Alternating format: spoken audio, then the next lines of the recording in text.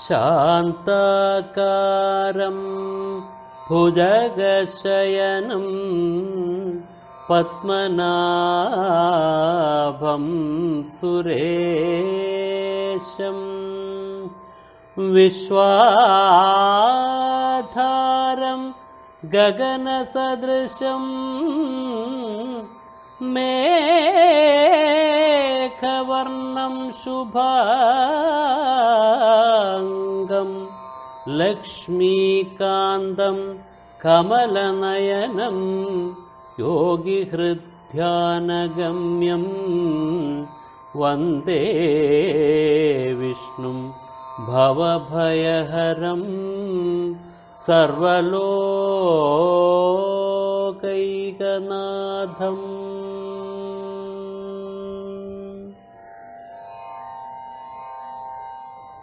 രണ്ട് പുരുഷന്മാരാണ് ലോകത്തിലുള്ളത്. നമുക്ക് മനസ്സിലാക്കാൻ ആദ്യം അതേ സാധിക്കത്തുള്ളൂ. അപ്പൊ അതുകൊണ്ട് ആദ്യമേ അത് പറഞ്ഞു തരുന്നു. ആദ്യം പുരുഷോത്തമനെ പറയാതെ ക്ഷരപുരുഷനെ ആദ്യം പറഞ്ഞു. നമുക്ക് ഏറ്റവും പരിചയമുള്ള നാം തന്നെയായ ക്ഷരപുരുഷൻ പറഞ്ഞു തന്നു. ഏറ്റവും സമർത്ഥനായിട്ടുള്ള അധ്യാപകനാണ് കൃഷ്ണൻ. അതുപോലെ അധ്യാപകനെ ഈ ലോകത്ത് കിട്ടില്ല. അതാണ് അദ്ദേഹം അതിന്റെ തന്ത്രങ്ങളെല്ലാം ഓരോ ശ്ലോകത്തിലും പ്രയോഗിക്കുന്നുണ്ട്. ദ്വാവിമോ പുരുഷൗ ലോകേ, ഈ ലോകത്തിൽ രണ്ട് പുരുഷന്മാരാണ്. ഈ പറഞ്ഞ രണ്ട് പുരുഷന്മാരാണുള്ളത്. ക്ഷരശ്ച, നമുക്കറിയുന്ന ക്ഷരപുരുഷൻ, അതേപോലെ തന്നെ അക്ഷരപുരുഷൻ. എന്താ ക്ഷരപുരുഷൻ? ഉണ്ടായിട്ടില്ലാതാകുന്നവൻ, അതാണ് ക്ഷരപുരുഷൻ. എപ്പോഴാണോ പരമാത്മാവ് ഈ നേരത്തെ പറഞ്ഞതായ നമ്മുടെ സൂക്ഷ്മ ശരീരത്തിൽ പ്രതിബിംബിക്കുന്നത്, അപ്പോഴാണ് ക്ഷരപുരുഷന്റെ ഉൽപ്പത്തി. എന്താ സൂക്ഷ്മ ശരീരം? മനസ്സ്, അതേപോലെ ജ്ഞാനേന്ദ്രിയങ്ങൾ, കർമ്മേന്ദ്രിയം.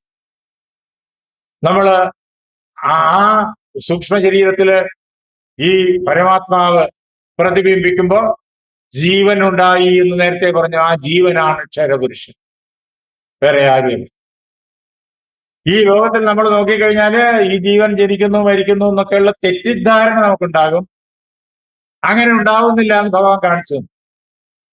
ജീവൻ തന്റെ കർമ്മസ്വരൂപം അനുസരിച്ചിട്ട് ഓരോ ശരീരത്തെ വിട്ട് വേറെ ശരീരത്തിലേക്ക് പോകുമ്പോ ജീവനായിട്ട് നിൽക്കണമെങ്കിൽ ആത്മാവ് മാത്രമായാൽ പോരല്ലോ, ഈ പറഞ്ഞ സൂക്ഷ്മ ശരീരം കൂടി വേണം. സൂക്ഷ്മ ശരീരത്തെയും കൊണ്ട് അത് അടുത്ത ശരീരത്തിലേക്ക് പോകുന്നു. നേരത്തെ അതെല്ലാം ഭഗവാൻ വിശദമായി കാണിച്ചു തന്നു. ഇനി രണ്ട് പുരുഷന്മാര്, ക്ഷരവും അക്ഷരവും. ഏതൊക്കെയാ? അതിനെ വിശദീകരിക്കാൻ തുടങ്ങുകയാണ്. ക്ഷര സർവാണി ഭൂതാനി, എല്ലാ ജീവന്മാരും ക്ഷരപുരുഷന്മാരാണ്. സർവാണി ഭൂതാനി എന്നുള്ള വാക്കാ ഉപയോഗിച്ചത്. അതിന് ഞാൻ ആദ്യം പരിമിതമായ അർത്ഥം പറഞ്ഞു. എല്ലാ ജീവന്മാരും, ജീവനുള്ളവരും ക്ഷരപുരുഷന്മാരാണ്. ഇനിയോ ഭൂതാനി എന്ന് പറഞ്ഞാൽ ഉണ്ടായ വസ്തുക്കൾ എന്ന അർത്ഥം. ജീവന്മാരെല്ലാം ഉണ്ടായ വസ്തുക്കളാണ്. നേരത്തെ കുറെ വർഷങ്ങൾക്ക് മുമ്പില്ലായിരുന്നു, അത് കഴിഞ്ഞിട്ട് ഈ ശരീരം ഉണ്ടായി. പിന്നെ കുറെ വർഷങ്ങൾ ആ ശരീരം പ്രവർത്തിക്കുന്നു, പിന്നെ ഈ ശരീരം മാറിപ്പോകുന്നു. അപ്പൊ ജീവന്മാരുടെ രീതി അതാണ്. അതുകൊണ്ട് ജീവനുണ്ട്, ആ ആളൊരു ജീവനുണ്ട് നമ്മൾ തിരിച്ചറിയുകയും ചെയ്യുന്നു. മണൽതരിക്കും മഹാപർവ്വത്തിനും സൂര്യനും ചന്ദ്രനും ഒക്കെ അവർക്കൊക്കെ ജീവനില്ലല്ലോ എന്നാണ് നമ്മുടെ ധാരണ.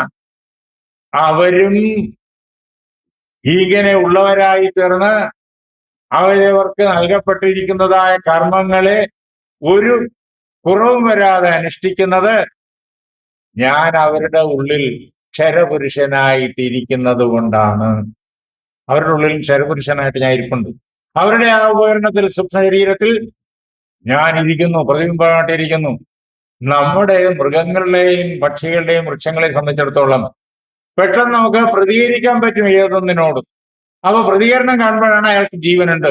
ആരെങ്കിലും ഒരാൾ എന്ത് കോലാഹലം വന്നാലും പ്രതികരിക്കാതെ കിടക്കുന്ന കണ്ടു കഴിഞ്ഞാൽ മരിച്ചു നമ്മൾ ഉറപ്പ് വരും. ജീവനുണ്ടോ പ്രതികരണം ഉണ്ടാവും. ചലനം കൊണ്ടോ വാക്കുകൊണ്ടോ. പിന്നെ ശ്വാസം വലിയ ഏറ്റവും സൂക്ഷ്മമായിട്ടുള്ള ഒരു പ്രതികരണം. നാടിമിടിപ്പ് പ്രതികരണം. പക്ഷേ ഈ കല്ലിനും മണ്ണിനും ഒന്നും അങ്ങനെയുള്ള പ്രതികരണം ഇല്ല. പ്രതികരണം ഇല്ലാത്തതുകൊണ്ടാണ് നമ്മൾ അതിനൊന്നും ജീവനില്ലാതെ ധരിച്ചു വെച്ചിരിക്കുന്നത്. അതിന്റെ ഉള്ളിലും ക്ഷരപുരുഷനായിട്ട് ഞാൻ ഇരിക്കുന്നു. അത് നേരത്തെ ഭഗവാൻ പറഞ്ഞു. അതുകൊണ്ടാണ് ഭഗവാൻ ഇവിടെ ക്ഷര സർവാണി ഭൂതാനി, എല്ലാ ഭൂതങ്ങളും, ജീവനുള്ളതെന്നോ ജീവനില്ലാത്തതെന്നോ വ്യത്യാസമില്ലാതെ എല്ലാ ഭൂതങ്ങളും ക്ഷരപുരുഷൻ. അതല്ലാതെ ഒന്നുമില്ല ഈ പ്രപഞ്ചത്തില്. കൂടസ്ഥോക്ഷര ഉച്യതേ, കൂടസ്ഥനായിരിക്കുന്നവൻ. ഈ ശരീരമാണ് കൂടം, ഇതിനകത്തിരിക്കുന്നവൻ അക്ഷരപുരുഷൻ. നമ്മുടെ ഉള്ളില് ജീവപ്രതിബിംബമുണ്ട്. പ്രതിബിംബം ഉണ്ടാകണമെങ്കിൽ ബിംബം ഉണ്ടാവണം. കണ്ണാടിയില് പ്രതിബിംബം ഉണ്ടാവണമെങ്കിൽ നമ്മൾ നമ്മുടെ മുഖത്തിന് മുന്നേ ആ കണ്ണാടി പിടിക്കണം. അപ്പൊ ഈ ബിംബം ഉണ്ടെങ്കിലേ ആ പ്രതിബിംബം ഉണ്ടാവുള്ളൂ. ഏതെങ്കിലും ഒരു ബിംബം വേണം കണ്ണാടി, അതിന് മുന്നേ കണ്ണാടി കാണിച്ചാൽ ആ അതിന്റെ പ്രതിബിംബം. അപ്പോ ജീവൻ പ്രതിബിംബമാണ്. ആ പ്രതിബിംബം ഉണ്ടാവണമെങ്കിൽ അവിടെ ഒരു ബിംബം വേണം. ആ ബിംബമാണ് അക്ഷരപുരുഷൻ, കൂടസ്ഥൻ. ഈ ശരീരത്തില് നിറഞ്ഞു നിൽക്കുന്നവൻ, കൂടത്തിൽ നിറഞ്ഞിരിക്കുന്നവൻ. എല്ലാ ശരീരത്തിലും എല്ലാം ഓരോരോ കൂടങ്ങളാണ്, ആ കൂടത്തിൽ നിറഞ്ഞു നിൽക്കുന്നവൻ. ഈ പ്രപഞ്ചം മുഴുവൻ ഒരു കൂടം, അത് മുഴുവൻ നിറഞ്ഞു നിൽക്കുന്നവൻ, അതാണ് അക്ഷരപുരുഷൻ.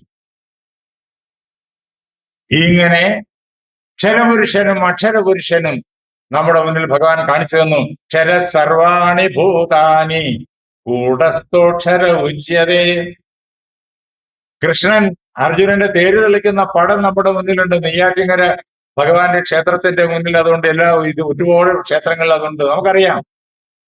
ഈ ശ്ലോകത്തിന്റെ അർത്ഥം അതാണ്. അവിടെ അക്ഷരപുരുഷനായ ഭഗവാൻ അവിടെ ഇരിക്കുന്നു തേർത്തട്ടില്. ക്ഷരപുരുഷനായ അർജുനൻ ആ തേരിൽ സഞ്ചാരിയായിട്ടിരിക്കുന്നു. ആ തേരുണ്ട്, ചക്രമുണ്ട്, കുതിരകളുണ്ട്. ആ കുതിരകളും നമ്മെപ്പോലെ ജീവനുള്ളതാണ്. അപ്പോ അതിലും ക്ഷരപുരുഷനുണ്ട്, നമുക്ക് മനസ്സിലാകും. ആ ചക്രത്തിലും തേരിന്റെ മുകളിലുള്ള മേൽക്കൂരയിലും എല്ലാത്തിലും അതൊക്കെ ജീവനില്ലാത്ത പദാർത്ഥങ്ങളെന്നാണ് നമ്മുടെ ധാരണ. അതിലും ഈ ക്ഷരപുരുഷനും. അങ്ങനെ ക്ഷരപുരുഷനും അക്ഷരപുരുഷനും നിറഞ്ഞു നിൽക്കുന്ന പ്രപഞ്ച ചിത്രമാണ് ആ പാർത്ഥസാരഥി ചിത്രം. അതിനകത്ത് മൊത്തം ഇരിക്കുന്നു. ആ കുതിരകൾക്കൊക്കെ ഒരുപാട് അർത്ഥമുണ്ട്, ആ തേരുരുവിന് ഒരുപാട് അർത്ഥമുണ്ട്, ആ നേമിക്ക് ഒരുപാട് അർത്ഥമുണ്ട്, ആ ചമ്മട്ടിക്ക് ഒരുപാട് അർത്ഥമുണ്ട്. വേദാന്തം മുഴുവൻ ഈ ഒറ്റ ചിത്രത്തിലിരിക്കുന്നു. ഈ ചിത്രം കൊണ്ട് എന്തെന്ന് പലരും ചോദിക്കാറുണ്ട്. ഭഗവാന്റെ മുമ്പിൽ എന്തിനാണ് ഇതൊക്കെ ചെയ്തു വെക്കുന്നത്, വെറുതെ കാശ് കളയാനല്ലേ എന്നൊക്കെ ചോദിക്കുന്ന വലിയ വലിയ വീരന്മാരുണ്ട്. ആ ഒരൊറ്റ ചിത്രത്തിൽ മുഴുവൻ ഉപനിഷത്തും ഇരിക്കുന്നത് മാത്രം മതി. അതാണ് വേദശ്ച സർവൈ അഹമേവ വേദ്യോ. എല്ലാ വേദങ്ങൾ കൊണ്ടും എന്നെയാണ് അറിയേണ്ടത്. ആ ചിത്രം വേദമാണ്, അതിലൂടെ അദ്ദേഹത്തെ അറിയാം. അതാണ് ക്ഷര സർവാണി ഭൂതാനി കൂടസ്ഥോക്ഷര ഉച്യതേ. മഹാഭാരതത്തിലെ ആദിപർവത്തിന്റെ അവസാനം കൃഷ്ണനും അർജുനനും കൂടി ഇങ്ങനെ കാട്ടിൽ പോകുന്ന സന്ദർഭം. അവിടെ വെച്ചിട്ട് ഒരു ബ്രാഹ്മണ വേഷധാരിയായ ഒരാൾ വന്ന് എന്റെ ആഗ്രഹം സാധിച്ചു തരണം എന്ന് പറയാൻ അഗ്നി ഭഗവാൻ അദ്ദേഹത്തിന് ഖണ്ഡവം ദഹിപ്പിക്കാനുള്ള സൗകര്യം ചെയ്തു കൊടുക്കും. അപ്പൊ കൃഷ്ണൻ അർജുനനോട് പറയും, നീ അത് ചെയ്യും. അപ്പോഴേക്കും അർജുനൻ പറഞ്ഞു, എനിക്ക് ഇന്ദ്രനോട് യുദ്ധം ചെയ്യേണ്ടി വരും. ഇന്ദ്രനോട് യുദ്ധം ചെയ്യാൻ പറ്റിയ ദിവ്യരഥം എനിക്കില്ല, അതിന് പറ്റിയ വില്ലെനിക്കില്ല, അതിന് പറ്റിയ ആവനാഴി എനിക്കില്ല. അപ്പൊ കൃഷ്ണൻ പറഞ്ഞു, അത് അഗ്നി ഭഗവാൻ തരും. അഗ്നിയോട് പറഞ്ഞ കൃഷ്ണൻ ഇതെല്ലാം കൊടുക്കാൻ. അങ്ങനെ അഗ്നി ഭഗവാൻ വരുണനോട് പ്രാർത്ഥിച്ചിട്ട് വരുണൻ എന്നിട്ട് വാങ്ങിയിട്ട് ഇതെല്ലാം കൊടുത്തു. ആ തേരാണത്, ആ ദിവ്യരഥമാണത്. ആ തേരിലിരിക്കുന്ന അർജുനനപ്പോ ആരായിരിക്കും? ആ തേരിലിരിക്കുന്ന കൃഷ്ണൻ ആരായിരിക്കും? അവിടെ ആ കൂടസ്ഥൻ ഇരിക്കുന്നു, ക്ഷരപുരുഷൻ ഇരിക്കുന്നു, എല്ലാവരും ദിവ്യാത്മാക്കളാണ്. ആ തേര് മുഴുവൻ ദിവ്യമാണ്. ഈ പ്രപഞ്ചം മുഴുവൻ ദിവ്യമാണ്. ഈ പ്രപഞ്ചമാണ് തേര്. ഈ പ്രപഞ്ചത്തിൽ ജീവരാശിയാണ് അർജുനൻ. ഈ പ്രപഞ്ചത്തിൽ കൂടസ്ഥനായിരിക്കുന്ന നിർഗുണ നിരാകാര ബ്രഹ്മമാണ് കൃഷ്ണൻ. ആ തേര് പ്രപഞ്ചത്തിന്റെ ആവിഷ്കൃതിയാണ്. ഉത്തമ പുരുഷസ്ത്വന്യ പരമാത്മേത്യുദാഹൃത. ഈ രണ്ടുപേരിൽ, ലോകത്തുള്ളത് ഈ രണ്ടുപേരാണ്. ഇവരിൽ നിന്നിട്ട് വേറെ ഉള്ളയാളാണ് ഉത്തമ പുരുഷൻ. അതാണ് ഉത്തമ പുരുഷസ്തു അന്യൻ. ഉത്തമ പുരുഷൻ അന്യനാണ്, ഇവരിൽ നിന്നിട്ട് വേറെ ഒരാളാണ്. അദ്ദേഹത്തിന് ലോകര് അറിയുന്ന ആളുകൾ മനസ്സിലാക്കിയ ഋഷിമാര് വിളിക്കുന്ന പേരെന്ന് അറിയോ? പരമാത്മേതി. പരമാത്മേതി ഉദാഹൃത, പരമാത്മാവ് എന്ന് അദ്ദേഹത്തെ വിളിക്കുന്നു. അദ്ദേഹത്തിന്റെ പ്രത്യേകത എന്താണെന്നറിയോ? യോ ലോകത്രയമാവിശ്യ വിഭർത്യവ്യയ ഈശ്വര. അതേ 3 ലോകത്തിലും നിറഞ്ഞിങ്ങനെ നിൽക്കാണ്. 3 ലോകത്തിലും നിറഞ്ഞ് ആ 3 ലോകത്തെയും കവിഞ്ഞ് അദ്ദേഹം ഈ പ്രപഞ്ചത്തെ മുഴുവൻ ഇങ്ങനെ താങ്ങി നിർത്തുന്നു. പ്രപഞ്ചം ഉണ്ടാകുന്ന അദ്ദേഹത്തിൽ, പ്രപഞ്ചം നിലനിൽക്കുന്ന അദ്ദേഹത്തിൽ, പ്രപഞ്ചം പ്രവർത്തിക്കുന്ന അദ്ദേഹത്തിൽ, ഓരോരോ പ്രപഞ്ച ഘടകങ്ങളിൽ ലയിക്കുന്ന അദ്ദേഹത്തിൽ, അവസാനം മഹാപ്രളയത്തില് പ്രപഞ്ചം പൂർണ്ണമായും ലയിക്കുന്ന അദ്ദേഹത്തിൽ, അതിന്റെ സൂക്ഷ്മരൂപമായിട്ട് അത് കുടികൊള്ളുന്നു അദ്ദേഹത്തിൽ, വീണ്ടും അടുത്ത സർഗാദിയില് വീണ്ടും ഇത് തന്നെ ഭഗവാന്റെ ഇച്ഛയാല് വീണ്ടും അതെല്ലാം പുറത്ത് അതേ പ്രകാരത്തില് ആ ബീജങ്ങള്, പ്രപഞ്ച ജീവരാശിയുടെ ബീജങ്ങള് വീണ്ടും ഇതാ ആവിഷ്കൃതമായി തീരുന്നു. ഭാഗവതത്തിൽ ഇതെല്ലാം, ഈ കഥകളെല്ലാം വളരെ വിശദമായി പറയുന്നുണ്ട്. മഹാഭാരതത്തിലും പറയുന്നുണ്ട്. ഗീതയ്ക്കകത്ത് ശ്ലോകരൂപത്തിൽ ഇതെല്ലാം ഭഗവാൻ ഭംഗിയായിട്ട് എഴുതി വെച്ചിട്ടുണ്ട്. യോ ലോകത്രയമാവിശ്യ വിഭർത്തി അവ്യയ ഈശ്വര. അവ്യയനായ, മാറ്റമില്ലാത്തവനായ ഈശ്വരൻ, എല്ലാത്തിനും അധിപതി, അദ്ദേഹമാണ് ഉത്തമനായ പുരുഷൻ എന്നറിഞ്ഞുകൊള്ളൂ. അപ്പോ 3 പുരുഷന്മാർ. എന്താ? ക്ഷരപുരുഷൻ. ക്ഷരപുരുഷൻ എന്ന് വെച്ചാൽ ജനന മരണങ്ങളുള്ള പുരുഷൻ, മാറ്റങ്ങൾക്ക് വിധേയനായ പുരുഷൻ. അക്ഷരപുരുഷൻ, മാറ്റമില്ലാത്ത പുരുഷൻ. പിന്നെയോ ഉത്തമ പുരുഷൻ. ആ ഉത്തമ പുരുഷൻ എങ്ങനെയുള്ള ആളാണ്?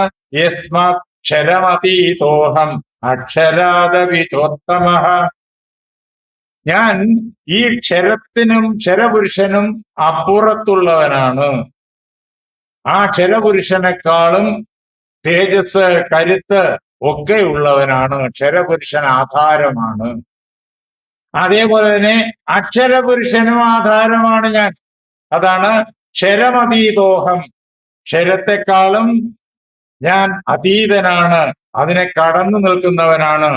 ക്ഷരപുരുഷനെക്കാളും കടന്നു നിൽക്കുന്നവനാണ് ഞാൻ. ഞാൻ ക്ഷരപുരുഷൻ ആധാരമാണ്. അക്ഷരപുരുഷനെക്കാളും കടന്നു നിൽക്കുന്നവനാണ്. അക്ഷരപുരുഷന് ഞാൻ ആധാരമാണ്. അതിനാൽ അതോസ്മി ലോകേ വേദേ ച പ്രഥിത പുരുഷോത്തമ. അക്കാരണത്താൽ ക്ഷരപുരുഷനെക്കാളും ഞാൻ ശ്രേഷ്ഠനാണ്, അക്ഷരപുരുഷനെക്കാളും മഹനീയനാണ്. ഇവർക്ക് രണ്ടുപേർക്കും ഞാൻ ആധാരമാണ്. അതിനാൽ അക്കാരണത്താൽ ലോകേ, ഈ ലോകത്തിലും, വേദേജ, വേദത്തിലും ഞാൻ പ്രസിദ്ധനാണ്, പ്രഥിതനാണ്, പ്രസിദ്ധനാണ്. എങ്ങനെ? പുരുഷോത്തമ, പുരുഷോത്തമൻ എന്ന് പ്രസിദ്ധനാണ്. ഉത്തമ പുരുഷനാണ് ഞാൻ. പുരുഷന്മാരുടെ കൂട്ടത്തിൽ ഉത്തമനാണ്. ക്ഷരപുരുഷനെക്കാളും ഉത്തമൻ, അക്ഷരപുരുഷനെക്കാളും ഉത്തമൻ. ക്ഷരപുരുഷൻ ഈ അക്ഷരപുരുഷന്റെ പ്രതിബിംബം. നമ്മുടെ ഉള്ളിലുള്ളതായ നമ്മുടെ ആ സൂക്ഷ്മ ശരീരത്തിൽ ഈ പരമാത്മാവിന്, അക്ഷരപുരുഷന് ഉണ്ടായ പ്രതിബിംബം, അതാണ് ക്ഷരപുരുഷൻ. സൂര്യന്റെ പ്രതിബിംബം നമുക്കിവിടെ കണ്ണാടിയിൽ കിട്ടും. ആ കണ്ണാടിയുടെ സ്വഭാവമല്ല ആ പ്രതിബിംബത്തിൽ കാണും. ചുവന്ന കണ്ണാടിയാണെങ്കിൽ ചുവന്ന പ്രതിബിംബം, വെളുത്ത പച്ച കണ്ണാടിയാണെങ്കിൽ പച്ച പ്രതിബിംബം, മഞ്ഞ കണ്ണാടിയാണെങ്കിൽ മഞ്ഞ പ്രതിബിംബം. കണ്ണാടിയുടെ സ്വഭാവം, അതിന്റെ പ്രതലം എങ്ങനെയാണ്, അതൊക്കെ ആ പ്രതിബിംബത്തിൽ കാണും. ഇതാണ് ക്ഷരപുരുഷൻ. സൂര്യൻ അങ്ങ് അക്ഷരപുരുഷൻ. അപ്പോ അതേപോലെ നമ്മുടെ ഉള്ളിലെ ഈ സൂക്ഷ്മ ശരീരത്തിന്റെ സ്വഭാവമെല്ലാം ക്ഷരപുരുഷനിൽ കാണും. ആ ക്ഷരപുരുഷൻ ഈ സൂക്ഷ്മ ശരീരത്തോടൊപ്പം തന്റെ സ്വഭാവം അനുസരിച്ചിട്ട്, വാസനയ്ക്കനുസരിച്ചിട്ട് പുതിയ ശരീരങ്ങളിൽ പോകുന്നു. അത് മാത്രമേ സംഭവിക്കുന്നുള്ളൂ. നാം സാധനകളിലൂടിയിട്ട് ഈ ക്ഷരപുരുഷനെ സാത്വിക ഗുണസമ്പന്നനാക്കിയാൽ രജസും തമസും എല്ലാം പൂർണ്ണമായും കീഴ്പ്പെട്ട് ഇല്ലാതായി നമുക്ക് സത്വാതീതാവസ്ഥയിലേക്ക് ഉയരുവാനുള്ള കരുത്ത് വന്നു ചേരും. അസംഗശസ്ത്രം കയ്യിൽ കിട്ടും. അപ്പോൾ നമുക്ക് ഈ പ്രപഞ്ചമാകുന്ന അശ്വത്ഥത്തെ ഛേദിച്ചപ്പുറത്തേക്ക് പോകാം. അങ്ങനെ അപ്പുറത്തേക്ക് പോകാനുള്ള യോഗ്യത നമ്മിലേക്ക് കൈവരുന്നതിന് തൊട്ടു മുമ്പ് തന്നെ നമുക്ക് നമ്മുടെ ഗുരുകാരുണ്യത്താല് നമ്മുടെ ഉള്ളിലെ അക്ഷരപുരുഷനെ തിരിച്ചറിയാൻ കഴിയും. ക്ഷരപുരുഷനായ നമ്മൾ, പ്രതിബിംബമായിരിക്കാൻ നമ്മൾക്ക് ഒരു ബിംബമുണ്ട്. ആ ബിംബം ഈ കൂടത്തിൽ നിറഞ്ഞു നിൽക്കുന്നു. എല്ലാ കൂടത്തിലും നിറഞ്ഞു നിൽക്കുന്നു. പ്രപഞ്ചമാകുന്ന കൂടത്തിലും നിറഞ്ഞു നിൽക്കുന്നു.